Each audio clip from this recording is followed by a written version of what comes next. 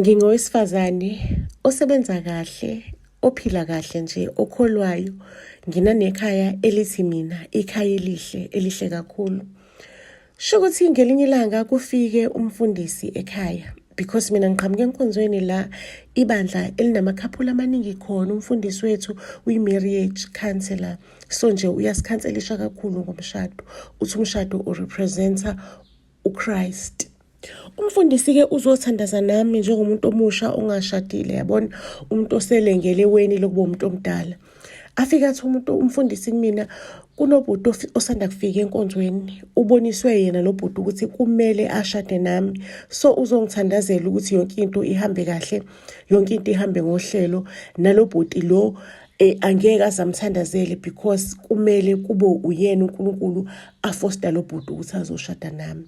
Bakithi abantu sebeshadile left right and center, ngisala mina abantu bengangishadi. Ngaze ngayinikela ukuthi vele sho ukuthi-ke angithandeki abantu besilisa, angisiyo ile material ethanda abantu besilisa. Umfundisi wathi meqeda ukungithandazela wangishiya ne-holy water. Wathi le holy water ngiyiphuze ngokukhulu ukuthembeka lokhu. Ake bakwethu ngiyiphuze le holy water, ngathi emva kokuyiphuza ngayizwela ngisesemathandweni ngempela. Sengimthanda lo bhuti omusha immediately. Kwangathi nje le holy water ingena nothando lalo bhuti, inhliziyo yami yavuleleka lo bhuti. Guess what uthe ey'nsukwini ey'ngengaki ubhuti ubesekhuluma esho nje engitshela ukuthi mina ngizoba unkosikazi wakhe. Ngizoba unkosikazi wakhe, ufuna ukungishada, ufuna sithandane. Manje ayindaba yakusasa. Ngicela ukuntshela ukuthi emva komshado bese sihlala ndawonye-ke mina nomuntu wami, ubaba uNgidi, umyeni wami. Ngicela ukuntshela ukuthi laze lashisa uthando. uNgidi bekangithanda wholeheartedly, nami ngimthanda wholeheartedly. Uyayazi into yokuthi ingabi khona enye into esengqondweni yami ngaphandle kukaNgidi, noNgidi ingabi khona enye into esengqondweni yakhe ngaphandle kwami. Kwaze kwaba mnandi ukuba unkosikazi nendoda, kwawumnandi ukuba umfazi nendoda. Ngicela ukuntshela ukuthi kwaNgidi sibhizi siphuza i-holy water kamfundisi. Umfundisi asikhanselisha, umfundisi uyasithandazela nje, siwumndeni ofudumele, sisanda kushada, sisanda nje somacekeceke emshadweni, kodwa uthando liyageleza. Ake kujatshuliwe kuloya muzwa kaNgidi, ubaba Ngidi ethole ipromotion esesikhundleni esikhulu emsebenzini. Kujatshulwe ubaba Ngidi-ke aqaleke manje emsebenzini wakhe omusha. Umsebenzi wakhe omusha-ke ungeve ubusy, umkhipha ngama-weekends. Sometimes ngama-weekends uyasebenza nje, uyindoda esebenzayo, espenda isikhathi emsebenzini. Emva kwesikhathi-ke umfundisi angifonele asho ukuthi sekuyisikhathi sokuthi siphuze i-holy water, mina nomyeni wami phela ubaba Ngidi. Kutholakala ukuthi ubaba Ngidi-ke usemsebenzini most of the times. I-holy water uyayithatha athi uzoyiphuza emsebenzini, afike ubaba Ngidi angayiphuzi i-holy water. Kufika isikhathi lana-ke ngibona ukuthi indoda yami ngathi silahlekelwe uthando for mina. Ngathi nje indoda yami ayisangithandi. Yayinokuyibuza indoda ukuthi kahle kahle ngifunani kulo muntu because she is not my type. Iqaleke indoda ibe rude kumina bafethu, ibe rude, ingibody shame, ithi nginomqalo omude, ngimnyama, ngihlaba ngamathambo, yona kahle kahle itype yayo ostofuza. Ishade kanjani nami? Ngibekezele ngumfazi. Kufika isigaba la sengibona khona ukuthi hayi man, le ndoda le isiyajola. Uyayazi indoda yakho uma ngabe isijola, uyakwazi nje ukuyibona. Angeke indoda ungayiboni indoda masijola, masisemathandweni. Mibona mina ibona engathi ibona unonsense. Ake bakwethu bese sifikile isikhathi sokuthi ngibeka ukhala eceleni, ngibeka uba worried eceleni, ngihambe ngiye kolwela umshado wami. And ngifuna ukuyolwela umshado because ngithola ukuthi ngipregnant, indoda ingishiye ngipregnant, isize yamuva out iyohlala nesancinza sayo. Ngikidnapheke manje le ntombazane emuve in nomyeni wami, ejola nomyeni wami, because kahle kahle kulo mshado iyona inkinga iyona inkinga le ntombazane. Ngikidnaphele ekutheni umshado uyalwelwa, mina ngisusa iproblem, ngisusa inkinga. Ngiyifihlile-ke, ngidisguisile, ngishintshe ngisho nokushintshiswa. Ngiyayitshela ukuthi le ntombazane mayabe ngikidnaphile ngivela kwi-association ezoqeda nje oDelilah abafana naye. bayamthagetha uDelilah babuke umuntu bamlandela umuntu ojola nendoda eshadile. Ngimtshela ukuthi-ke asizokwenza lutho, angeke sikushaye ngesikwenze lutho, sizokuthandazela, sizokubeka izandla uze uphunywe idimoni lobuDelilah. Sokushiya sokudedela la sesibona ukuthi idimoni lobuDelilah seliphelile. Intombazane icele Nkosi yami ithi mina bengingazi ukuthi ushadile uNgidi, ngiyaqala nokuza ukuthi uNgidi ushadile, angimazi kankosikazi wakho uNgidi, mina ngiyaqala nje ukuzwa indaba yokuthi uNgidi ushadile. uNgidi mina akaze angitshela ukuthi ushadile, ngazi ukuthi ngisandana nendoda ehlezi available and isize yamuva inami. Ake i-association lena ilwe ithi wena ushiye ngisho nomfazi ekhulelwe wathatha indoda yomfazi okhulelwe.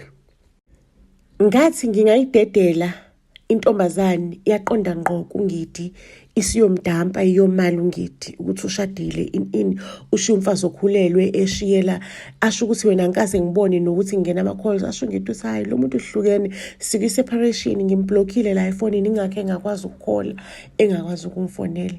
Ngicela ukunitshela ukuthi uNgidi ayincenge intombazane athi listen, asivelane lento lesiyenze ibe officially-ke manje ukuthi ngiyamdivorce unkosikazi, ngiyakushada wena. Nalo association angeke isakwazi ukwenza lutho, sengimdivorcile unkosikazi.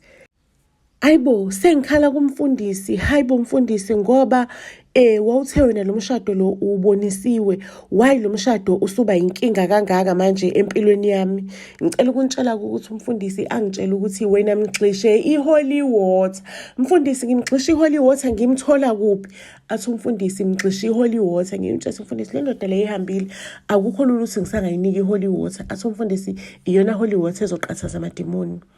Ngithi mfundisi lithini-ke manje iplan mangabe kunjena, because ohlala nomunye umfazi angeke aphuze amanzi lawa, akaseze enkonzweni, akasakulethi ngisho nokweze 10 enkonzweni.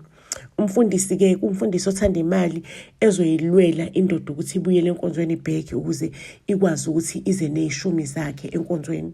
Ngicela ukunitshela ukuthi umfundisi wangitshela ukuthi uzohamba aye emthandazweni, ahambe ayothandazela i-holy ash, enze i-holy ash, uzoyemthandazweni adlula ukudla, azile ukudla, enze i-holy ash engizomele ngifake ekudleni ukuze indoda yami ibuye ize kumina. Mangabe ngithi mfundisi ekudleni lo muntu akasaphakelwa, usephakelwa kaleya ntombi, athi umfundisi kuzomela ukuthi uthole indlela. Lalela-ke ntombazane, mina ngizokufundisa-ke izinto, ngizokwenzela izinto zibe lula, ngiyeke nje ngemthandazweni, but-ke kuzomela unikelele lo mthandazo. Ngicela ukukutshela ukuthi ngakhipha imali kuma-savings, nganikeza umfundisi le mali le athi kuzomele nginikele ngayo uNkulunkulu ukuze lo mthandazo wami ukuthi kubuye indoda yakhe ube namandla kakhulu. Ngikhiphe-ke bafethu imali ngimnikeze umfundisi, lapho mina ngisemathandweni ahlanyayo, ngiphuza la holy water yamfundisi ayithandazelile, ngisemathandweni ukuthi ngingabulala umuntu for indoda yami.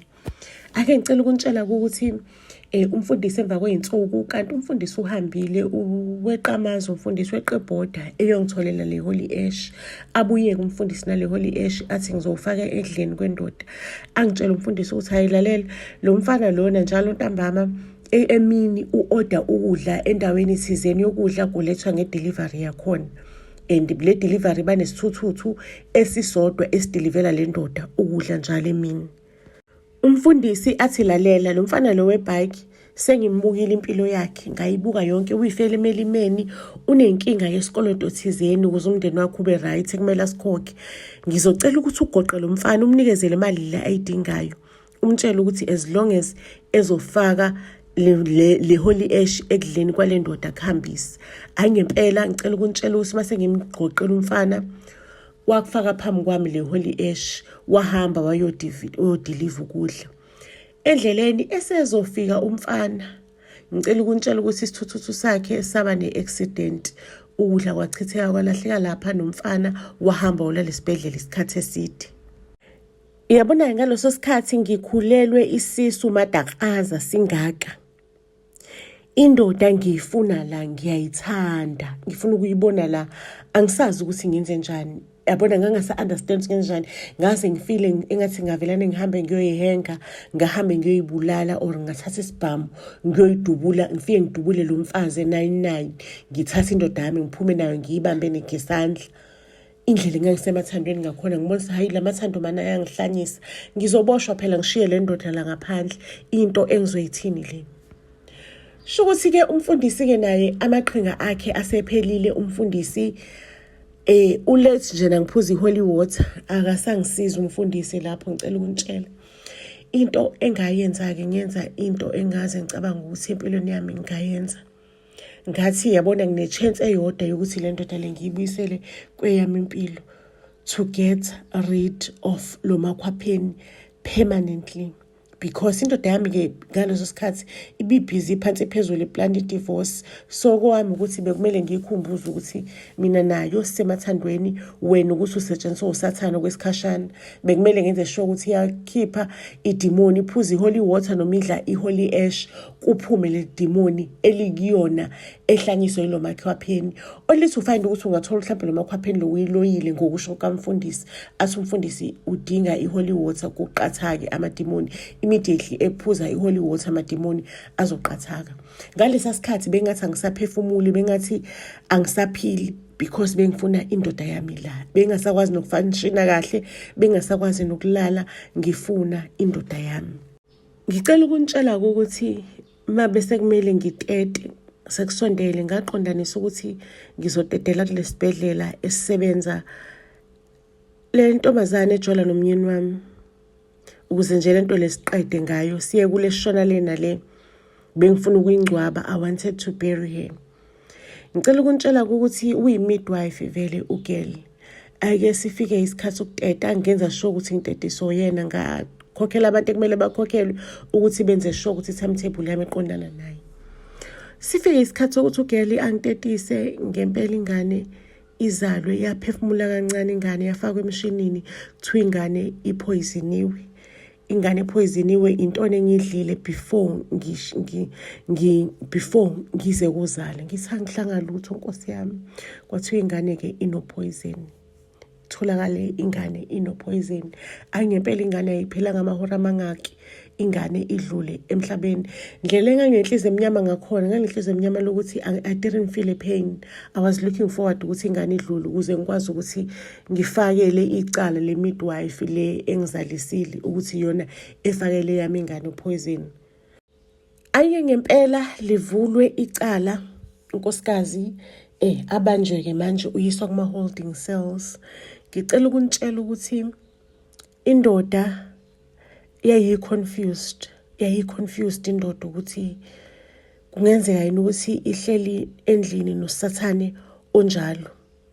Yaba confused indoda, yaba sidididi. Lapho mina ngiyakhala ngiyahayiza ngithi baba kaSibanibani, ngiyazi ukuthi ubungasangifuni kodwa ukuthi usungazi ungenze njena pho, ngiyazi ukuthi ubungasangifuni, bekumele ungangifuni ungiyekelelena kunokuthi uze ungigile igoda phezu kwephemi kangaka. Baba kaSibanibani, ngiyakhala indoda isingiphuzisa amanzi nayo frustrated. Ngithi mina kungabe ufuna ukungiqedelela uzongiphuzisa labo shevu lo mfazi wakhe angiphuzise bona nawe inginikeza amanzi akwawama phezu kwetafula vele. Abe kwemina unginikeza labo shevu laba mhlawumbe engisheviswe ngayo le ntombi yakho le. Athi lona ngithi mina phuza kuqala ngibona ukuthi ayinawo poison lento le aphuza. Ngithi na waphuza kancane kangaka, shaya uhafu ngibona ukuthi awuniki yini upoison ngempela, awushaya uhafu. Ngithi mina phuza futhi ngibone aphuze anginikezeke sewuhafu, hayi nami ngiphuze mangabe sekuhafu. Mina ke ngicela ukuntshela ngithethe ngihambe ngiyibuyelele ekhaya sengihepha ukuthi uphuzile iholy water amademoni azoqathaka. Mina ngibona ngendoda yami ngilandela isifika nemthwalo yayo ekhaya. Izokhala ukuthi ayazi ukuthi yayingenele usathane muni, izishiya umndeni wayo ihambe iyokipita nosathane. Shuku le ntombazane yayingidlisile ngempela ngoba ubheka izibulala my own blood and flesh indodana yami. It was a boy. At that time ngakuthandazela ukuthi ngikhohlwe ngale ngane, indoda ikhona nami ngikhona, sisazozala enye ingane yesibili. Imission yami is to replace uboy lo odlule emhlabeni. ngoba lesenzo lesengisenzile bekuwukuthi ngiriche indoda yami ngiqathaze amadimoni kuyona. Ngicela ukunitshela ukuthi unesi lo oboshiwe wathi unesi ayikhona, angizange mina ngayibulala ingane yomunye umuntu. Ngicela ukunitshela ukuthi vele eyami indoda ubamngidi akasayi kanesi ukuthi ahambe aye kosiza unesi laphaya esontweni, ejele. Akasayi kuyombheka unesi. Unesi usebona njengedimoni elibulala ingane yakhe, uthi nje amaphoyisa akamvaleli. Sequlwa icala-ke vele uphoyizini utholakele enganeni. Unesi ibheyili akayitholanga, icala liqulwa ungaphakathi ejele. Ngicela ukunitshela ukuthi indoda yami nayo nami sinje siphila butepo, siya esontweni, sibhizi silungisa impilo yethu. Icala donsa lithatha isikhathi eside icala. Ngicela ukunitshela nendoda yami siphila impilo, si-right nje, si-covered, siya esontweni, sikhokho kweyishumi. Sile couple vele sicabanga ukuthi siyiyona, uyabona. And umyeni wami uthi manje asizameni ukuthi sithole omunye umntwana. Nami ngiyasheshisa fast, I need another baby nomyeni wami. Shukuthi unesi lo bekanesinqandamathe sakhe sakudala, i-childhood sweetheart yakhe. Ariche out kuyona athi ucela imsizi. I-private investigator vele lesinqandamathe. Ake ngicela ukuntshela isinqandamathe siqale-ke manje senze uphando, sibuka impilo yami, sibuka impilo yendoda, sibuka impilo yabantu abama-surroundings ukuthi mhlawumbe ayikho indoda umuntu ebejola naye okuyena ongaphoyizini ingane. Sibuka impilo yefamily, sibuke yonke into. Size nempilo yami naso silandele ukuthi ngangihamba kuphi mengikhulelwe, mhlawumbe obane engangihlangana nabo akekho yena umuntu engamnyathela amakhona. Isinqandamathe mangabe sithola yonke le information, sibheka amakhadi, ama-bank transaction, sibheka indlela esasihamba ukuthi sasikuphi, sasikhulume nobani efonini, saya kuphi. Isinqandamathe singithola ukuthi before ngitete, a few days before ngitete, kunendawo eDoji, indawo ethengisa lama-chemicals atholakala egazini lami, because bese sibheka ukuthi ama-chemicals lawa athengwa kuphi. Mangabe sibheka lapho ayikho record yokuthi mhlawumbe anyone close to me wathenga waswipe, kusho ukuthi whoever wathenga laphayana wathenga ngocash. Kube khona indawo e-opposite nale ndawo, le ndawo le inecamera. Ake ngicela ukunitshela i-private investigator ithole i-footage yalapho, yathola ukuthi umuntu kubantu oyama-suspects akekho oweza lapho. Umuntu oweza lapho umina engeza lapho. Ngicela ukunitshela ukuthi emakhamereni lapho ngangivela ngingena, ngivele sengiphuma ngiphethe something. Ake inkantolo yasamona-ke umnikazi wesitolo sama-chemicals.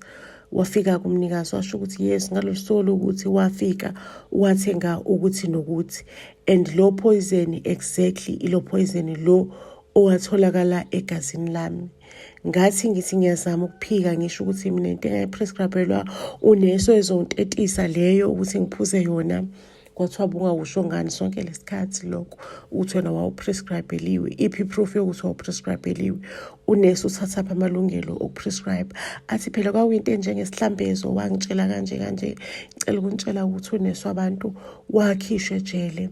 Lapho ejele kwakhalakathela mina, only to realize ukuthi mangabe sengisejele ngayiphuzi i-holy water, uthando luthu damu. Ngithi hayibo, le ndoda vele was never mine at the first place. Mina ngatshela ukuthi le ndoda le ngiyayithanda, iyangithanda, uNkulunkulu uzosishadisa, ubonisiwe. Senginesikhathi-ke sengisejele, sengibuka kahle ukuthi hayi mina hayi ngoba naku ngangihlanya ngize ngibulala ingane yami, ngangihlanyisiwe, ngihlanyiswe umfundisi through i-holy water yakhe. Bengidlisiwe mina, ngidliswe intando through i-holy water, because mase ngisejele ngingasayiphuza i-holy water, kwathi damu, kwathi qwebu, kwabuya umqondo ukuthi kahle mina le ndoda le angiyithandi kwayimina. Njengoba ingangithandi, yini engiyithandela yona? Angiyazi into engiyithandela yona. Sahlanganisiwe laphayana, saloywa sobabili. Ngiphumile ke manje ejele and I am trying to rebuild impilo yami. Because ngiyakholelwa ukuthi noma thiwa ungawa kanjani empilweni but usangavuka uzakhele impilo futhi kabusha. Buzz SA to all social media platforms. Iyo lalibonene ey'torini ey'landelayo, sinithanda kakhulu.